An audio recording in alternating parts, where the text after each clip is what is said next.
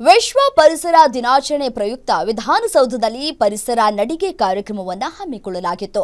ಅರಣ್ಯ ಇಲಾಖೆ ನಡೆಸಿದ ಕಾರ್ಯಕ್ರಮದಲ್ಲಿ ವಿಧಾನಸೌಧದ ಪೂರ್ವ ದ್ವಾರದಿಂದ ಡಾಕ್ಟರ್ ಬಿಆರ್ ಅಂಬೇಡ್ಕರ್ ವೀದಿ, ರಾಜಭವನ ರಸ್ತೆ, ಚಾಲುಕ್ಯ ಸರ್ಕಲ್, ಬಸವೇಶ್ವರ ವೃತ್ತ, ದೇವರಾಜ ಅರಸ್ ರಸ್ತೆಯಲ್ಲಿ ಜಾಥಾ ಸಾಗಿತ್ತು. ಕಾರ್ಯಕ್ರಮದಲ್ಲಿ ಡಿಸಿಎಂ ಡಿಕೆ ಶಿವಕುಮಾರ್, ಅರಣ್ಯ ಸಚಿವ ಈಶ್ವರ್ ಖಂಡ್ರೆ ಸೇರಿದಂತೆ ಹಲವರು ಭಾಗಿಯಾಗಿದ್ದರು.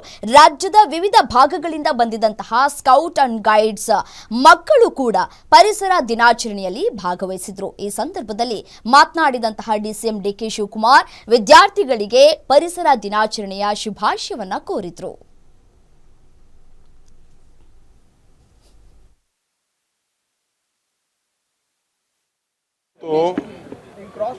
ಕರ್ನಾಟಕ ಸರ್ಕಾರದ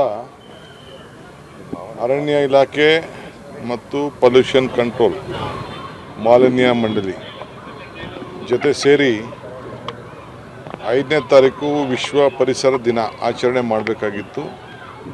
ಕಾರಣದಿಂದ ಮುಂದೂಡಿದು ಇವತ್ತು ನಾವು ಆಚರಣೆ ಮಾಡ್ತಾಯಿದ್ದೀವಿ. ಈ ವರ್ಷದ ಮೂಲ ಸಂದೇಶ ಪ್ಲಾಸ್ಟಿಕ್ಕನ್ನು ನಿಷೇಧಿಸಬೇಕು ಅನ್ನೋದು ಕೂಡ ಇವತ್ತಿನ ಸಂದೇಶ. ನೀರು, ಪರಿಸರವನ್ನು, ಮಾಲಿನ್ಯವನ್ನು ನಾವೆಲ್ಲ ಕಾಪಾಡಬೇಕು ಅನ್ನೋ ದೃಷ್ಟಿಯಿಂದ ಈ ಜಾಗೃತಿ ಮೂಡಿಸುವಂಥ ಕೆಲಸ ನಾವು ಮಾಡಿದ್ದೇವೆ. ಇವತ್ತು ಸುಮಾರು 5,000ಕ್ಕೂ ಹೆಚ್ಚು ನಮ್ಮ ಸ್ಕೌಟ್ ಆ್ಯಂಡ್ ಗೈಡ್ ಮಕ್ಕಳು ಬಂದು ಪಾರ್ಟಿಸಿಪೇಟ್ ಮಾಡಿ ಈ ಒಂದು ವಿಧಾನಸೌಧದ ಸುತ್ತಲೂ ಕೂಡ ಒಂದು ನಡಿಗೆಯನ್ನು ಮಾಡಿ ಎಲ್ಲ ಜನರಿಗೆ ಒಂದು ಸಂದೇಶವನ್ನು ಕಳಿಸುವಂಥ ಕೆಲಸ ಮಾಡ್ತಾಯಿದ್ದೇವೆ.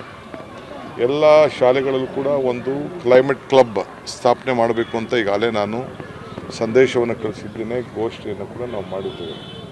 ಪರಿಸರವನ್ನು ಉಳಿಸಬೇಕು. ಪ್ರತಿಯೊಂದು ಮಗು ಕೂಡ ಶಾಲೆ ವಿದ್ಯಾರ್ಥಿಗಳು ಒಂದೊಂದು ಮರವನ್ನು ಅಡಾಪ್ಟ್ ಮಾಡ್ಕೊಳ್ಬೇಕು ಅಂತ ಕೂಡ ಎಲ್ಲ ವಿದ್ಯಾಸಂಸ್ಥೆಗಳಿಗೆ ನಾವು ಸೂಚನೆಯನ್ನು ಕೂಡ ನಾವು ಕೊಟ್ಟಿದ್ದೇವೆ.